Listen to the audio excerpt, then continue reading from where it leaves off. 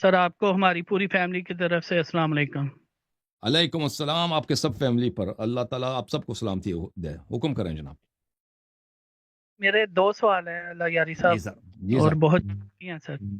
سر جی سر۔ ہمارے علماء کرام میں بتاتے ہیں کہ حضرت عمر نے 11 سال جو خلافت کی ہے تو انہوں نے ایک ہی سوٹ میں خلافت کی ہے اور 14 پیمنت لگے ہوئے تھے ان کو، تو یہ اس میں کتنی حقیقت ہے؟ کائنڈلی یہ آپ ذرا واضح فرمائیں۔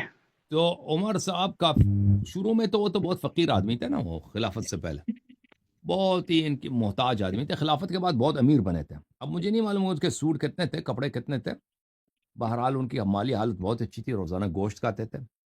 اس کے بعد وہ ان کے پاس پینے کے لیے بہت ساری چیزیں تھیں جو وہ لوگ پیتے تھے، بھیا نام نہیں لے سکتے، لوگ ناراض ہو جائیں گے۔ اور پھر اس کے علاوہ اللہ آپ کا بھلا کرے کہ یہ لوگ اس کے پاس پیسے بہت تھے۔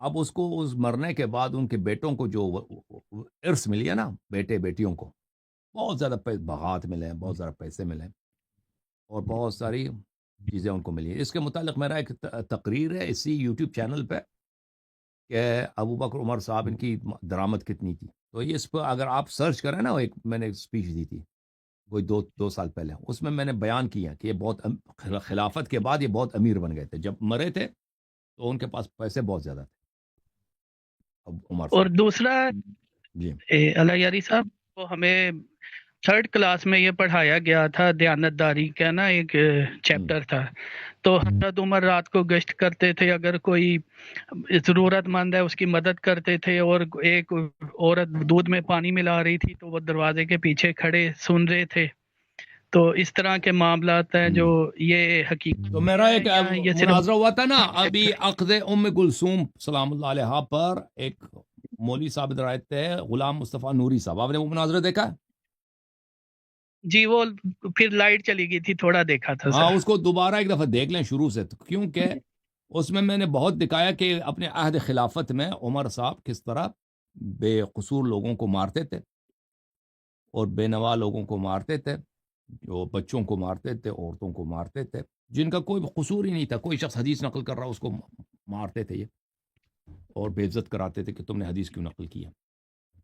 وہ خلا صحابہ کو مارتے تھے، عورتوں کو، بوڑھوں کو، ان کا کام یہی تھا، وہ ان کا ایک تھا کوڑا لے کے اپنے کوڑے سے لوگوں کو مارنا، ٹھیک ہے نا۔ اب یہ جو تعریف کرتے ہیں اس طرح کی، تو وہ تو کتابوں میں بچوں کی کتابوں میں مشہور ہے، اس کی کوئی حدیث روایت نہیں ہے۔ بچوں کی کتابوں میں بہت ساری کہانیاں ہیں جس کی کوئی حقیقت نہیں ہے، لیکن ان کا جو اصلی کہانی ہے کہ عمر بن الخطاب کی گورنمنٹ جو ہوتی ہے، ان کی خلافت جو ہوتی ہے، وہ نہایت ہی کرپٹ۔ اور ابھی میرا ایک مناظرہ ہوا انگلش زبان میں مولوی مفتی حلیم عبد الحلیم صاحب کے ساتھ، کہ وہ کس طرح ان کے جو گورنر ہوتے تھے مختلف، ان کے ساتھ ان کا 50-50 ہوتا تھا، ان کے جتنے گورنر تھے ان کے ساتھ ان کا ہوتا تھا 50-50۔ گورنر جو بھی آتا تھا نا، وہ جاتا تھا، اس کے بعد جوتے بھی نہیں ہوتے تھے، گورنر 2 سال کے بعد اس کروڑ پتی بنتا تھا، کہتا تھا 50-50، آدھا آدھا ٹھیک ہے نا۔ یہ ان کی کتابوں میں بری پڑی ہے، میں اس کے کچھ حوالے آپ کو دکھا دیتا ہوں، اوکے۔ اور یہ آپ کے ساتھ میری خداحافظی، کیونکہ آپ نے کہا تھا آپ کے 2 سوال تھے، ٹھیک ہے نا، سوال ہو گئے جناب؟ Okay, thank you sir. جی میں یہ حوالے دکھا دوں، پھر میں چلوں گا ٹک ٹاک سے کال لوں گا، پھر واپس آئیں گے زوم کی طرف۔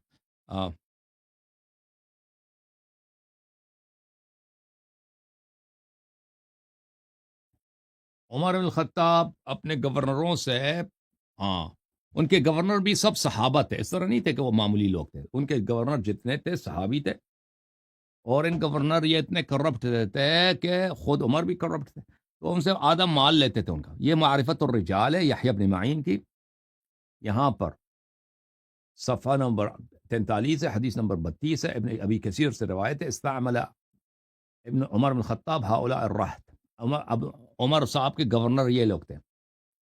پر یہ ایک شعر ہے ادھر، قال فإنا قد عافيناه من شهادة ونأخذ نصف أموالهم، قال فأخذ من العمال نصف أموالهم۔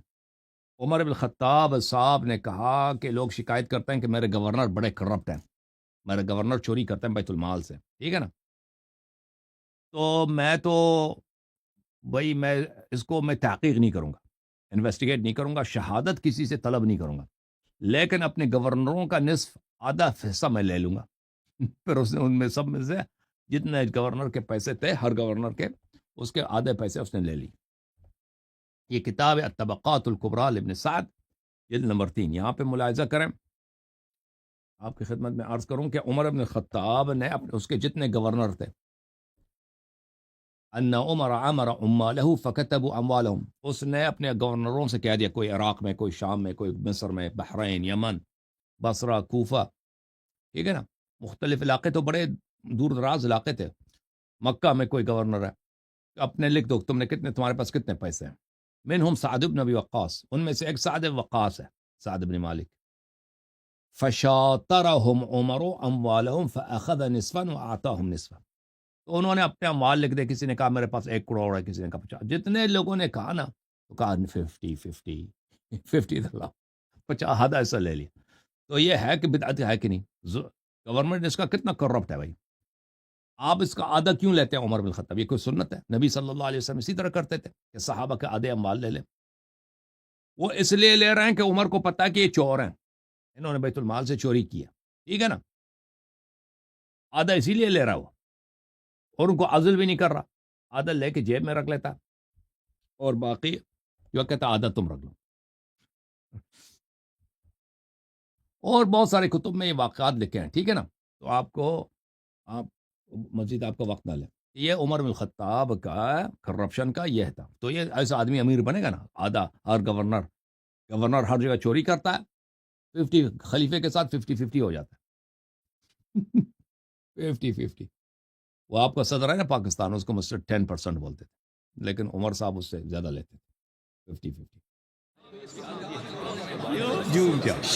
جوم جاؤ، پرواز کرو، کیوں فخر سے سر اٹھا، کیونکہ اللہ تعالیٰ نے تمہیں انتخاب کیا. صراط حق پر صرف تم ہو، صراط ایمان پر صرف کیا، کیونکہ اللہ تعالیٰ نے تمہیں انتخاب کیا. صراط حق پر صرف تم ہو، صراط ایمان پر صرف